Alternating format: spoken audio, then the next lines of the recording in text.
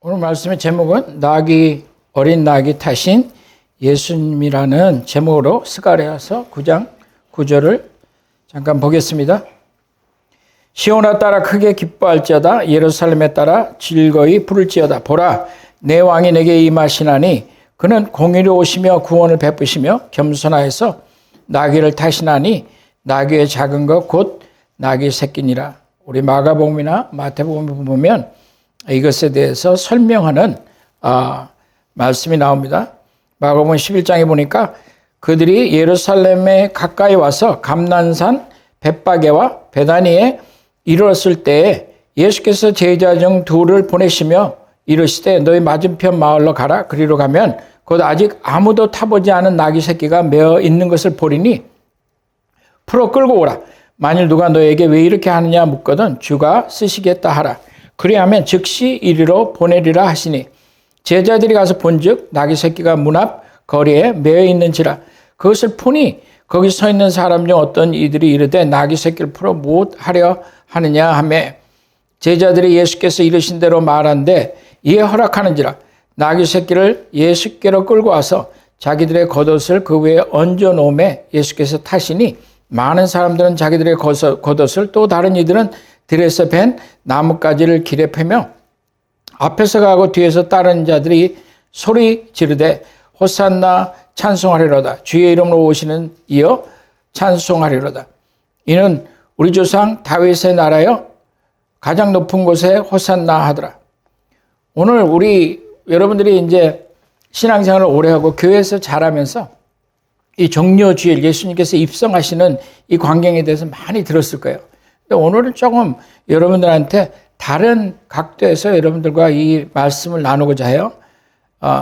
그것은 무엇이냐면 예수님을 맞이했던 호산나 호산나 주의 이름으로 오시는 자여 그렇게 하였던 그들의 생각에 예수님은 어떻게 비춰졌을까? 얘기를 하는 걸 들어보면 전부 다 똑같은 얘기죠. 우리가 얘기하는 거나. 예수님을 기뻐 받아들이는 것이었는데 그들은 과연 예수님을 어떤 관점에서 보고 그들은 이렇게 예수님을 환영하였을까? 그리고 그것을 들어가시는 예수님은 작은 노새를 타고 들어가시는 기뚱기뚱하면서 보잘것 없이 겸손하며 그렇게 들어갔던 그 예수님의 생각은 무엇이었을까? 예수님이 그 성을 들어가시면서 그 안에 그 관중들을 보면서 그 안에는 무슨 생각이 있었을까? 그것을 오늘 조금 여러분들하고 깊이 있게 한번 봤으면 해요. 이스라엘과 미국이 연합해서 이란을 상대로 10일 전쟁을 한 적이 있죠. 얼마 전에. 지금 전쟁 전에. 그때 이란 사람들이 일어나서 그 군사혁명 그거를 뒤집어 엎기를 원했던 거예요. 신정 정치를. 그래서 그들이 그냥 물밀듯이 일어났어요. 그런데 그거를 어떻게 했냐면 옛날에 그 중국에서 천안문 앞에서 진압하듯이 완전히 무자비하게 사람들을 죽이고 진압을 하면서 4만 명 넘는 사람을 순식간에 학살을 한 거예요. 너무 기가 죽은 거죠. 근데 항상 그 인류 역사에 보면 뭐 마오쩌둥이든 뭐 폴펜이든 뭐 여러 가지 사람들을 보면 그 정부의 그 권력에 일어나는 세력들은 무자비하게 죽였어요. 그래서 어떻게 힘이 없어 결국은 그것을 진압당하는 그런 일들이 있었죠. 그 사람들은 그러면 왜 그렇게 했냐? 이 사람들은 자유가 없는 걸 싫어했던 거예요. 하나님이 본래 우리에게 무엇을 주시냐면 자유롭게 하는 것을 하나님은 주시거든요. 근데 그 자유가 없다는 것 때문에 그들이 봉기를 하는 거거든요. 근데 예수님 당시에 그 로마인들의 칼에 자유를 잃었던 유대인들은 지금의 이런 사람들이나 우리나라 독립 이런 정도가 아니고 이 사람들은 자유를 향해서 정말 갈망이 있었어요. 그 갈망이 얼마나 심했냐면 그냥 시도 때도 없이 반기를 일으킨 거예요. 진압을 당하고 죽어도 또 반기를 일으키고 또 진압을 해서 학살을 하는 과정에서도 그들은 또 일어나고 그랬어요. 그들 안에 뭐가 있었냐면 하나님이 우리를 선택하셨다. 선민 사상이 있었잖아요. 그래서 하나님의 나라를 세워야 되겠다. 그리고 우리는 이 로마의 억압 가운데 살 수 없다. 근데 그들은 그 전에 있었던 열강들, 그 제국들의 그 말발굽 아래 짓밟혔거든요. 애굽이 그들을 주관하였고, 그리고 아시리아가 그렇게 했고, 그리고 바벨론이 그렇게 했고, 그리고 페르시아는 도왔기는 하지만 지금 페르시아 이란하고 전쟁하는데 은인이었죠. 고레스. 그리고 그 다음에 그러나 그렇게 나라가 있었던 건 아니거든. 그러고 나서 이제 그리스가 그들을 지배했고, 그리고 로마가 지금 지배를 하는 거예요. 로마는 인류 역사상 가장 강력했던 군대를 가졌던 그런 나라였어요. 근데 그것을 대항해서 그들은 싸우기 시작했던 거예요. 그러나 그들이 힘이 없었죠. 하지만 계속 산발적으로, 때때는 대대적으로 그들은 일어났어요. 그래서 이런 군중들이 일어났을 때 그 군중들을 이끌었던 사람들을, 그 지도자들에 대해서 사람들은 뭐라고 얘기했냐면 메시아라고 여겼던 거예요. 아, 이 사람이 메시아인가 보다. 왜냐하면 그들이 갖고 있던 메시아는 우리가 생각하는 메시아가 아니에요. 메시아라는 그 단어 뜻은 기름 부음을 받았다는 거예요. 제사장도 기름을 받았고 왕도 기름 부음을 받았어요. 고레스는 페르시아 왕이었는데 이스라엘 사람이 아니었는데도 불구하고 그는 하나님이 기름 부었다고 얘기했거든. 나의 종이라고 얘기했거든. 그래서 그들 안에는 무엇이 있냐면 기름 부음 받았다는 그것은 이 지도자들을 통해서 하나님이 자기들을 해방시켜 주시겠다. 하나님의 나라를 세우는 도구로 사용한다, 이런 뜻이 있었던 거예요. 그래서 강력한 힘을 갖고 일어나면 그러면 그 사람을 환영을 했던 거예요.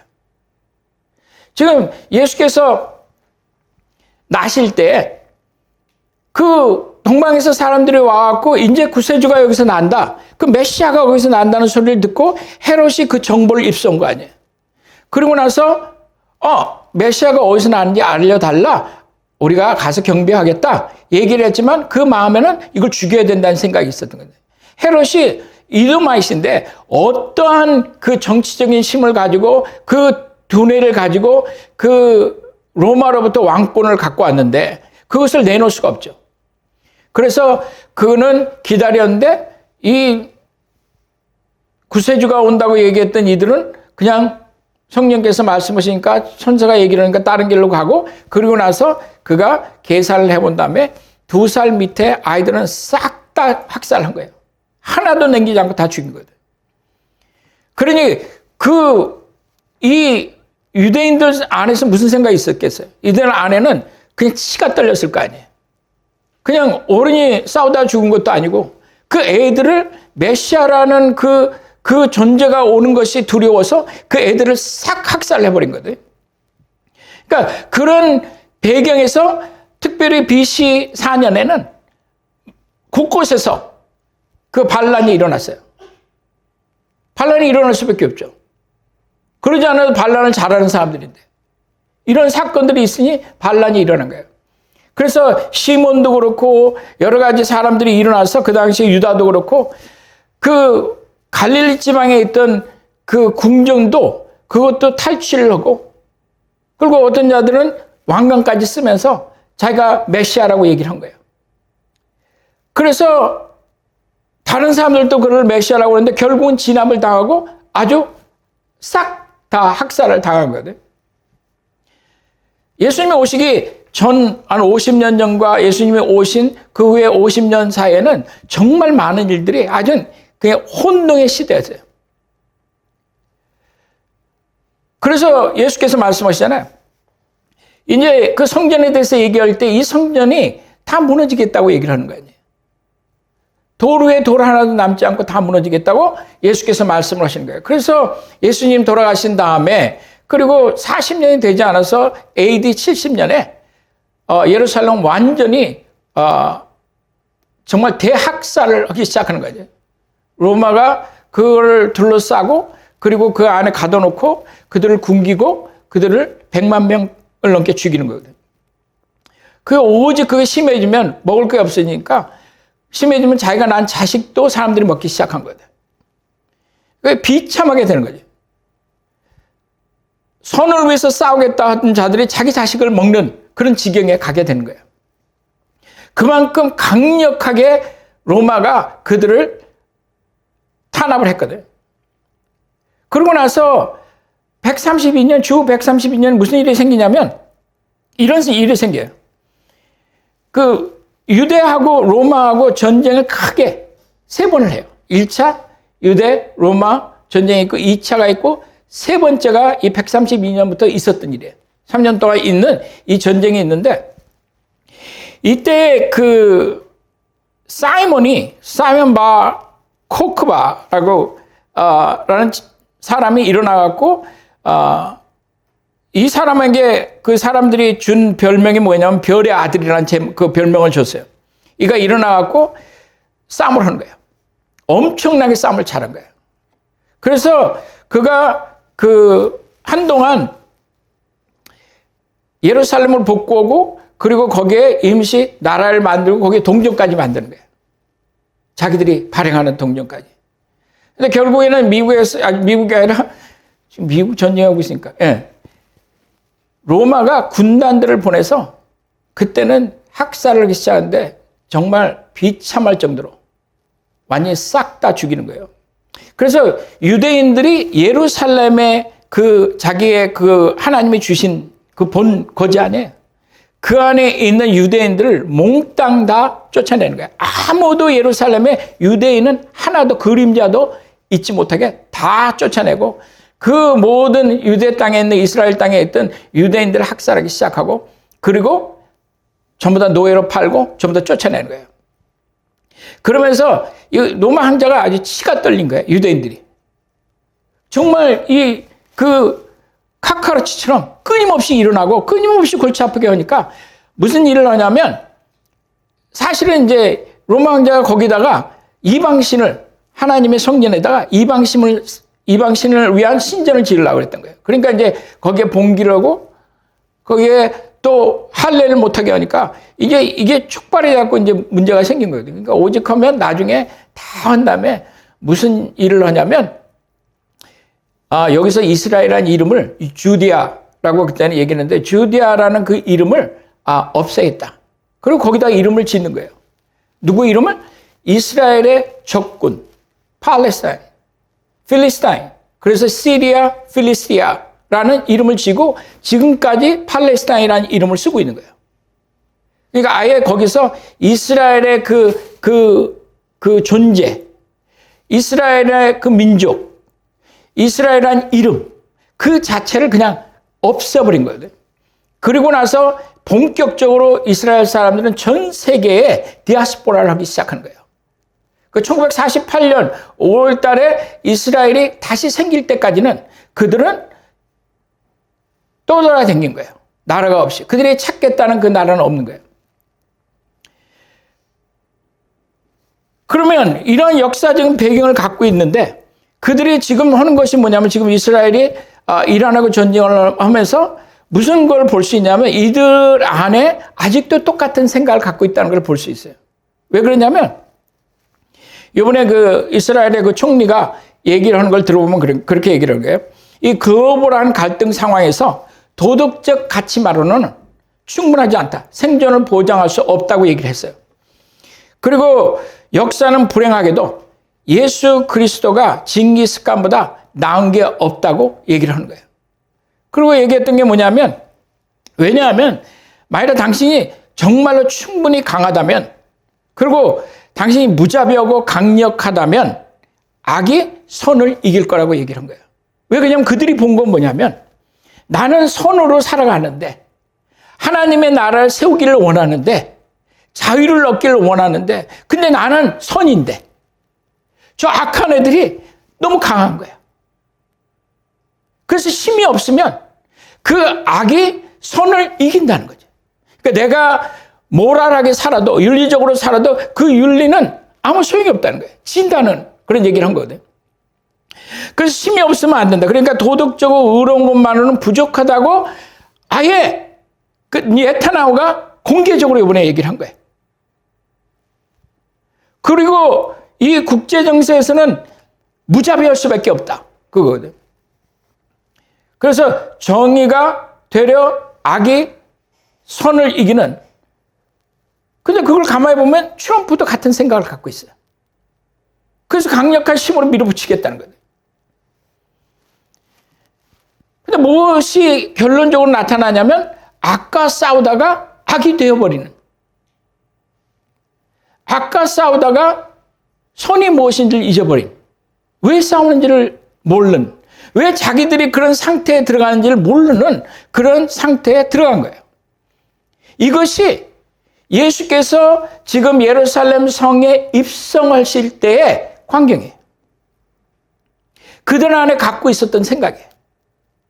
호산나 호산나 하고 예수님을 받아들이긴 하지만 그 예수님이 어떻게 보였냐면 자기들의 억압받는 데서, 정치권에서 이제 로마에서 해방시켜줄 그런 인물로 본 거예요.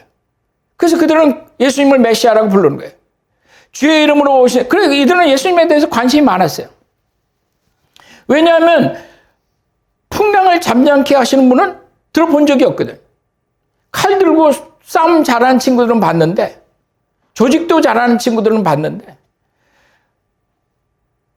눈먼 자를 뜨게 하여 주시고, 그리고 귀머거리를 듣게 하여 주시고, 그리고 5,000명을 먹이시는, 4,000명을 먹이시는, 무리를 걸어가시는 이런 사람은 본 적이 없는 거예요.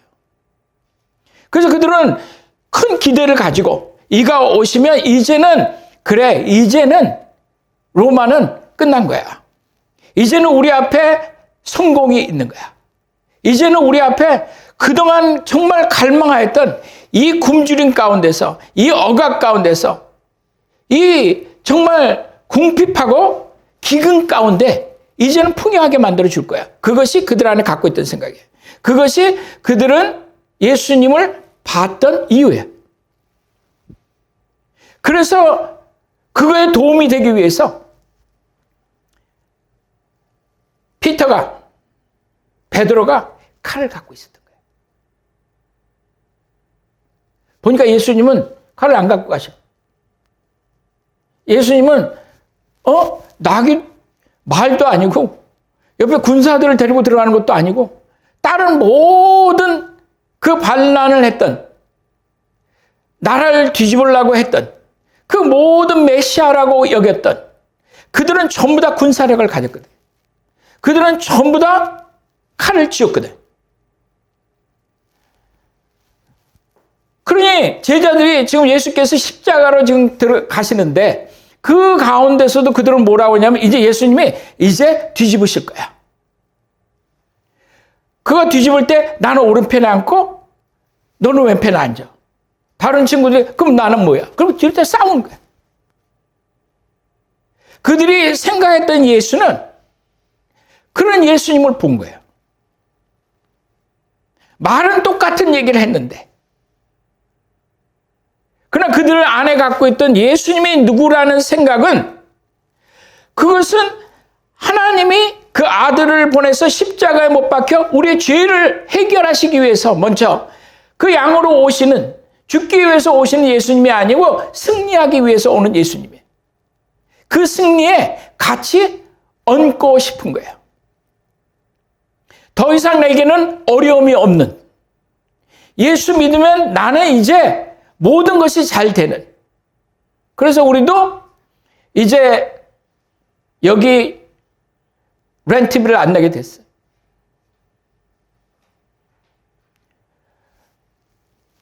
우리의 생각은 거기서 멈춘 거예요. 거기서 한 발자국도 나가지 못한 거거든요.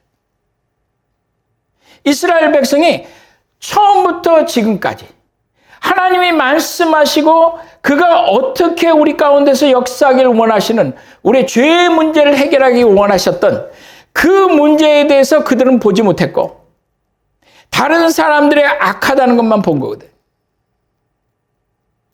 하나님이 아수르를 회초리를 사용하는 걸 모르고 바벨론을 그들을 징계하시고 가르치기 위해서 막대기를 사용한 것을 이해 못한 거지.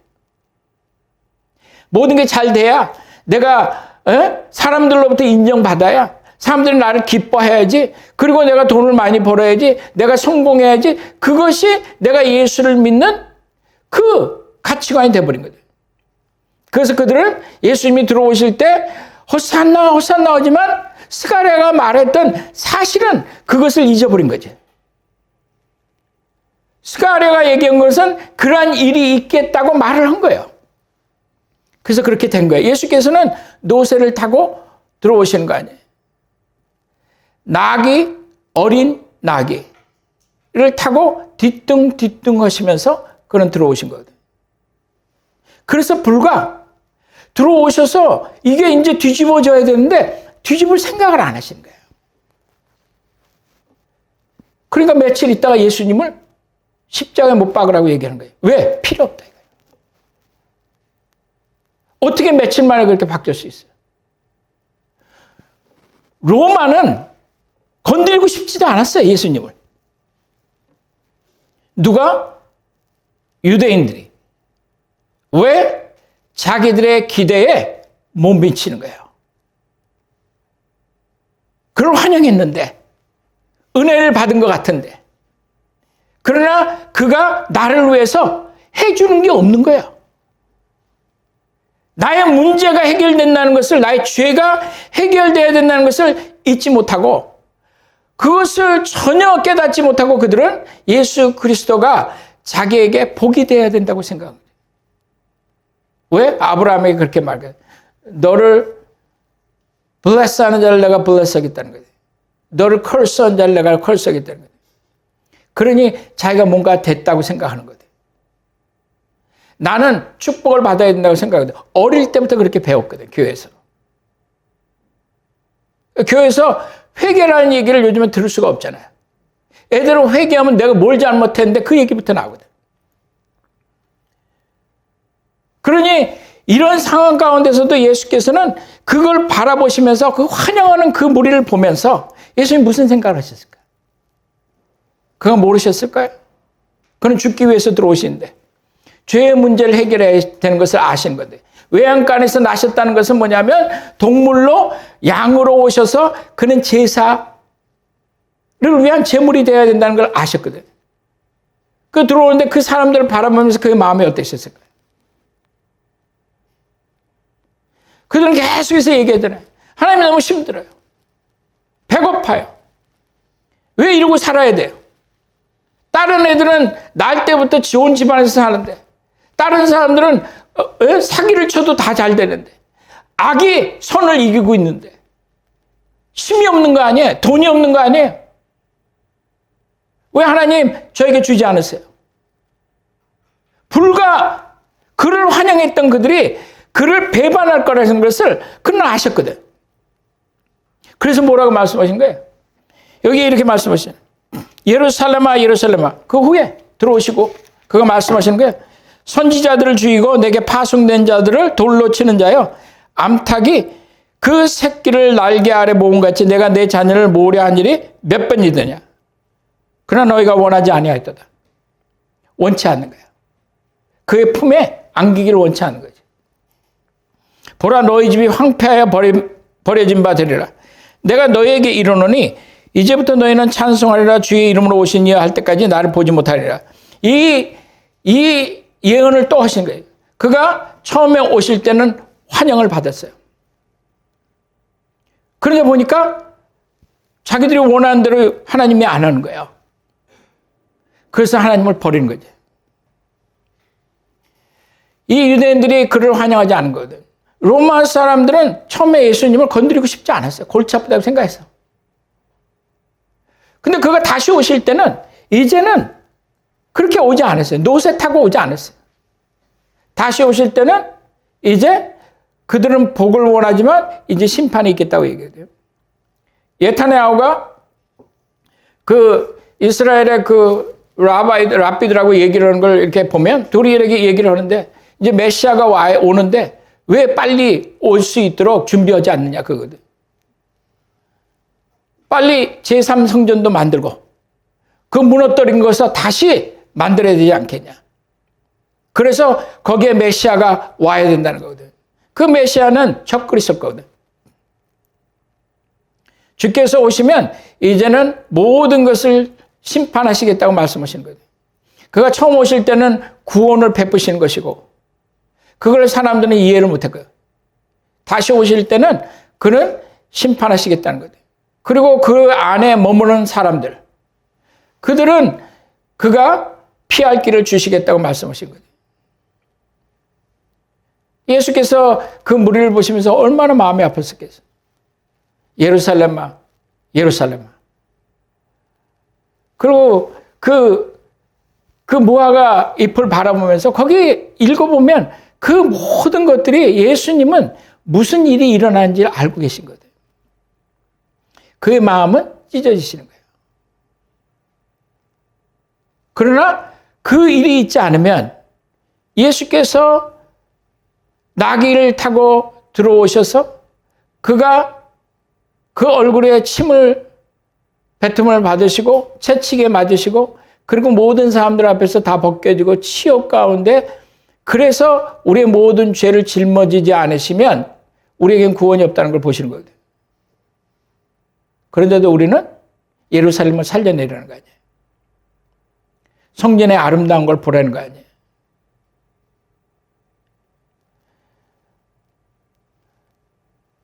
아직까지도 그들은 그 얘기를 한 거 아니에요. 물론 그것 때문에 그렇게 한다는 거 난 생각하지는 않지만 그래 그가 죽은 거에 대해서 그 모든 것을 우리와 우리 자식들에게 돌려라. 그들이 원했던 그 길은 그들 앞에 있지 않았어요. 그것은 내가 볼 때 또 어떤 면에서 하나님의 축복이에요. 만약에 우리가 원한 대로 하나님이 다 주셨다면 그거는 여러분들에게 저주예요. 왜? 그것이 하나님의 뜻인지 알고 그것이 하나님의 길인지 알고 우리는 하나님을 구하지 않거든.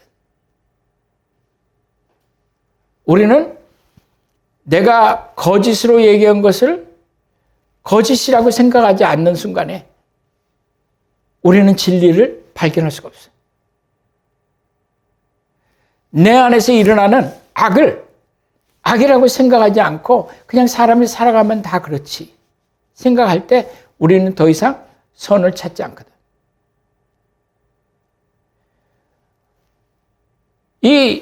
보통 이 종료주의를 우리가 설교할 때 굉장히 기쁘게 하죠. 제가 생각을 해보는데 예수님 마음에 도대체 무슨 마음이 있었을까? 정말 불쌍히 여기셨던 것 같아요. 그래서 오늘 우리가 이제 예수께서 예루살렘에 입성하시는데 그리고 다시 오실 거예요. 예수님의 눈으로 한번 보면 좋겠다 그런 생각이 들어요. 과연 우리가 환영하는 예수님이 어떤 분인지. 그래서 우리 삶이 정말 하나님이 기뻐하시고 하나님이 원하는 그런 삶이 되기를 바랍니다.